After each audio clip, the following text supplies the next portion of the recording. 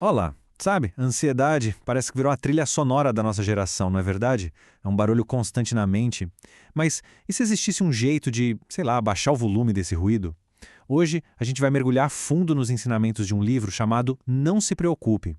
A ideia é explorar um caminho que já é bem antigo para encontrar um pouco de paz nesse caos todo do nosso dia a dia. Então, para começar, vamos tentar entender o cenário. O livro já chega com um diagnóstico forte, sabe? Ele nos coloca bem de frente com o que chama de a era da ansiedade.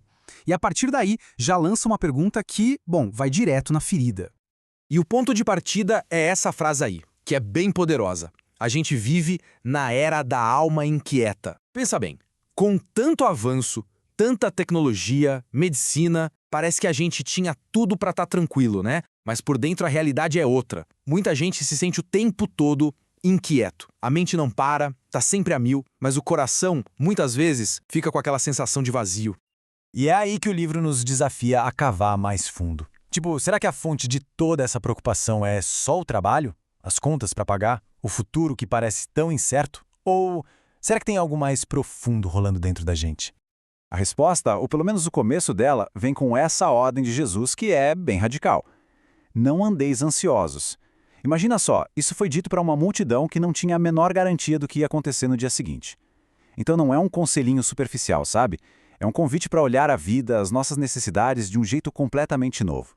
E olha, essa nova perspectiva, ela muda tudo. Agora a gente vai entrar numa parte que mostra como vê as nossas necessidades, digamos, através dos olhos de Deus. E para isso, o livro usa exemplos que estão bem na nossa frente, na natureza.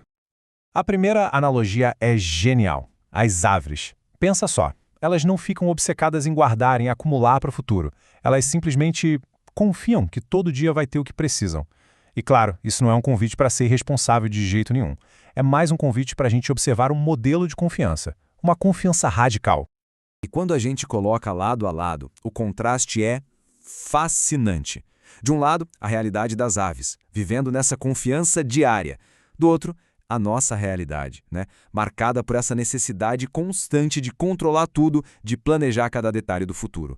A diferença é gritante, para dizer o mínimo. E logo em seguida vem a pergunta que ecoa há séculos. Uma pergunta que para tudo e nos força a pensar sobre o nosso próprio valor.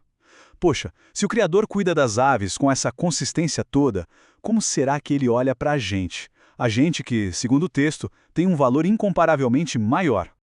Aí vem a segunda analogia, a dos lírios, que aprofunda ainda mais esse argumento.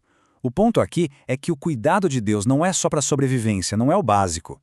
É detalhista, é lindo, é até extravagante. Pensa, nem o rei Salomão, com toda a sua riqueza, se vestiu de um jeito tão espetacular quanto uma flor do campo. Ok, beleza. Então, a gente já entendeu o problema, que é a ansiedade. E já vimos a realidade que o livro apresenta, a provisão de Deus. Mas como é que a gente conecta uma coisa na outra? Bom, a obra oferece uma ponte, uma solução central, e ela passa por uma reorganização radical das nossas prioridades. Mas antes de ir adiante, é super importante a gente entender o que isso significa. O que é o reino de Deus? Segundo o livro, não é sobre cumprir rituais, não. É sobre viver uma vida alinhada com o governo de Deus, sabe? Deixar que os valores dele guiem todas as áreas da nossa vida. E aqui está a promessa central, o coração de tudo. A ansiedade, muitas vezes, vem de um coração dividido, que tenta dar conta de tudo ao mesmo tempo. O que Jesus propõe é um foco único. Coloque o reino de Deus em primeiro lugar e a promessa é que todo o resto, todas estas coisas, vai ser cuidado por ele. Tá, mas como isso funciona no dia a dia? O livro resume em 3 passos bem diretos.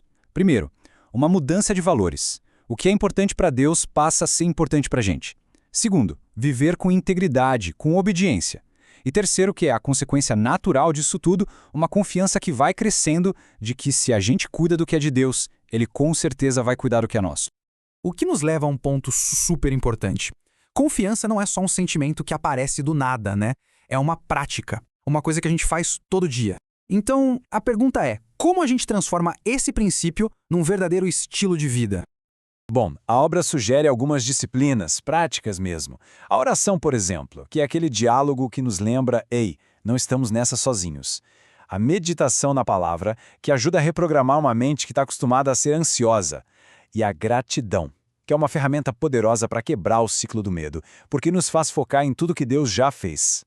E o resultado de colocar tudo isso em prática é a capacidade de finalmente viver no presente. Essa frase aqui é a conclusão que liberta, sabe? A ansiedade mora lá no futuro, mas a graça de Deus, essa é para hoje. A paz a gente encontra é no agora. Então, para onde essa jornada de confiança nos leva no final das contas? O livro descreve uma vida que é livre. Atenção, não livre dos problemas, mas livre da tirania da preocupação. É importante deixar isso bem claro. Não estamos falando de uma vida de conto de fadas onde nada dá errado. Longe disso. Estamos falando de ter uma âncora por dentro, sabe? Uma paz que não muda se lá fora tá sol ou tempestade, porque ela vem da presença de Deus. Resumindo, a grande transformação é essa.